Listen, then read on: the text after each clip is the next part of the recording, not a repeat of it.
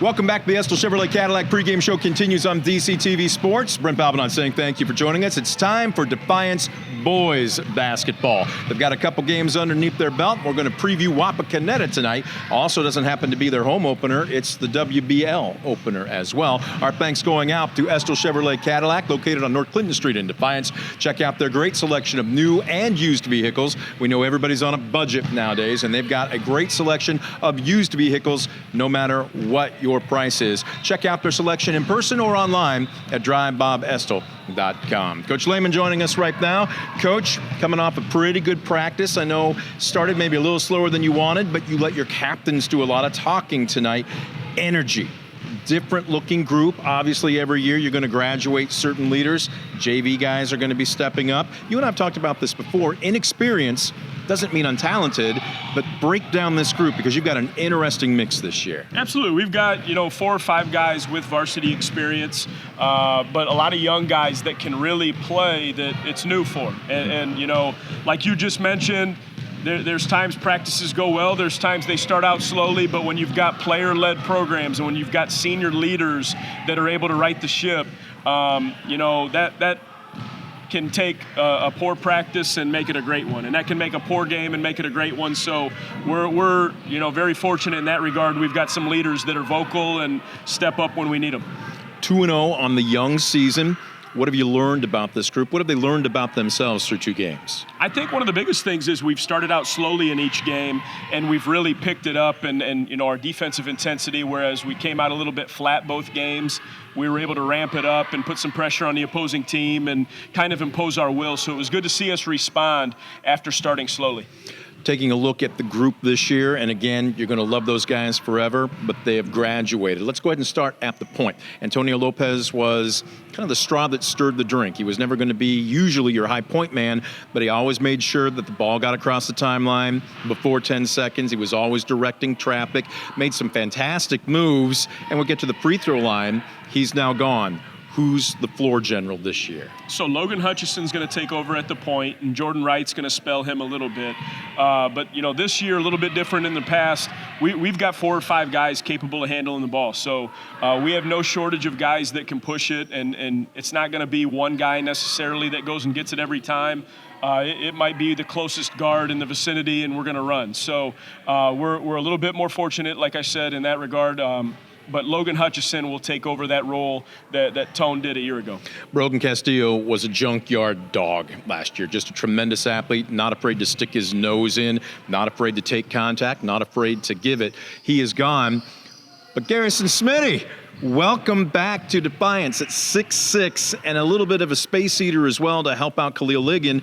What does his presence mean down low? It's just some versatility that we didn't previously have. And when you add in a guy that's 6'6", like you just said, it takes up some space, and it allows a guy like Khalil to work on a perimeter a little bit. And when Garrison's not in, then we can put Khalil in the post so he can show his versatility. It just gives us options. And we've got other guys that are out currently, but we're confident when they return, we're going to be pretty good inside and out. I was taking a look at some of the stats of your first 2 games, and I wrote a number with a question mark over it. Offensively, 60 points. If you hit or can be around 60 points this year, do you feel confident that you'll be able to walk out of the gym with a win? Yeah, absolutely. The golden number we've always kind of used was 50. Okay. We're pretty confident if we can get to 50 before the opposing team, we'll be in really good shape.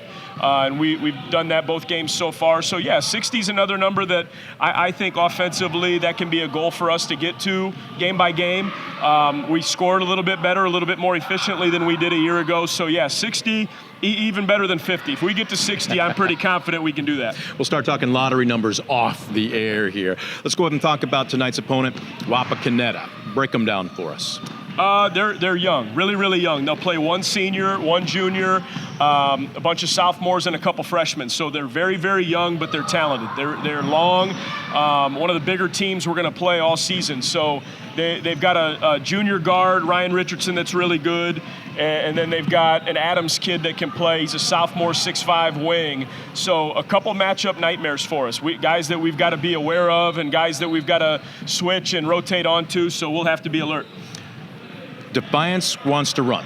You want an up-tempo game. To get to 60 points, you're going to need to. Wapakoneta, the opposite end of that spectrum, maybe a little bit of a rarity in today's game. They don't want to push it. They want to slow it down, make it half court. How do you get the tempo you want? We're going to have to handle their physicality because they're going to keep us in front. They're really not going to get out and pressure beyond the arc very often. They're not going to press. They're not going to pick up at half court. The exception being their zone, their 2-3, they extend it a little bit with their length. We're just going to have to take care of the ball because, like I said, they're going to be physical. They're going to know everything we're going to run. We're going to know everything they're going to run. So two teams that are very familiar with one another. I think if we handle the ball and we take smart shots, we'll be in really good shape.